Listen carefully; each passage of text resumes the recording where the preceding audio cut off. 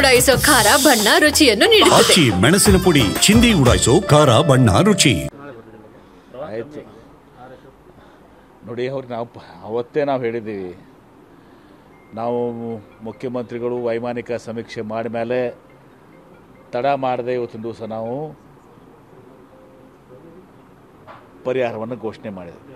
8,500 NDRF ನಾಮ್ಸ್ಗಿಂತ 8,500 ಅಂದ್ರೆ ಒಂದು ಹೆಕ್ಟೇರ್ಗೆ ಸುಮಾರು 17,000 ರೂಪಾಯಿ ನಾವು ಘೋಷಣೆ ಮಾಡಿದ್ವಿ.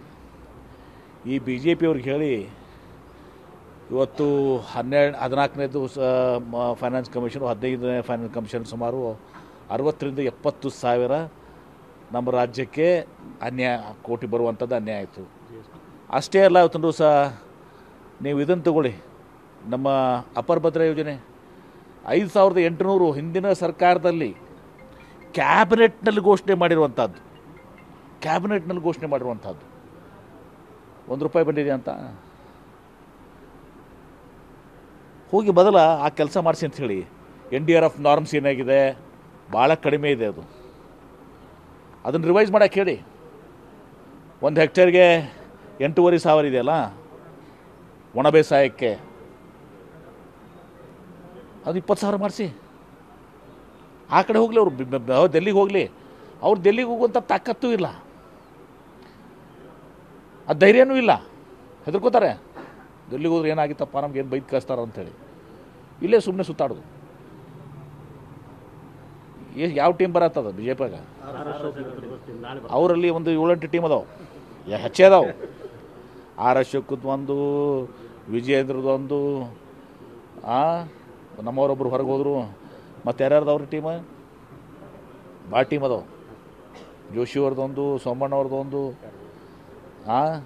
ಬಾಬಾ ಜನರ ಒಂದು ಟೀಮ್ ಅದಾವೆ, 20 ಟೀಮು.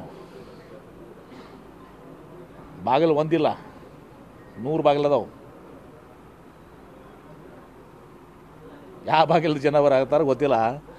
ನಾವು ಪರಿಹಾರ ಕೊಟ್ಟಾಗಿದೆ, ಈಗೇನು ಬರ್ತಾರೆ, ಪ್ರವಾಹ ಎಲ್ಲ ತಗ್ಗೋಗಿದೆ. ನಾವು ಪರಿಹಾರದ ಇದನ್ನು ವೀಕ್ಷಣೆ ಮಾಡಿ ಜಿಲ್ಲೆಯಲ್ಲಿಯೂ ಕೂಡ ಸಂಬಂಧಿಸಿದ ಉಸ್ತುವಾರಿ ಸಚಿವರು, ಶಾಸಕರುಗಳು ಕೂಡ ಎಲ್ಲವನ್ನು ಇದು ಮಾಡಿ ಈಗ ನಾವು ಪರಿಹಾರ ಕೊಡೋವಂಥ ಕಾರ್ಯಕ್ರಮ ಮಾಡ್ತಾಯಿದ್ದೀವಿ. ಇವರು ಟ್ರೈನ್ ಹೋದ್ಮೇಲೆ ಟಿಕೆಟ್ ತೆಗೆಸ್ಕೊಂಡಿದ್ದಾರೆ.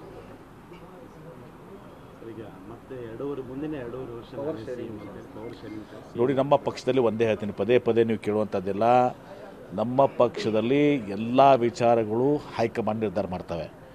ಯಾರು 2.5 ವರ್ಷ ಇದನ್ನು ಹೇಳ್ತಾರೋ ಅದು ಸಂಬಂಧ ಇಲ್ಲ. ಇವ್ರು ಹೇಳುವಂಥ ಅಧಿಕಾರ ನನಗೂ ಇಲ್ಲ, ಯಾರಿಗೂ ಕೂಡ ಇಲ್ಲ. ಅವತ್ತೊಂದು ದಿವಸ KPCC ಅಧ್ಯಕ್ಷರು ಹೇಳಿದ್ರಲ್ಲ, ಪ್ರತಿಯೊಂದು ನಿರ್ಧಾರ ನಮ್ಮ ಪಕ್ಷದಲ್ಲಿ ಏನಾಗಬೇಕು ಅದೆಲ್ಲವೂ ಕೂಡ ಹೈಕಮಾಂಡ್ ನಿರ್ಧಾರ ತೆಗೆದುಕೊಳ್ತಾರೆ. ಹೈಕಮಾಂಡ್ ಅಂತಿಮ.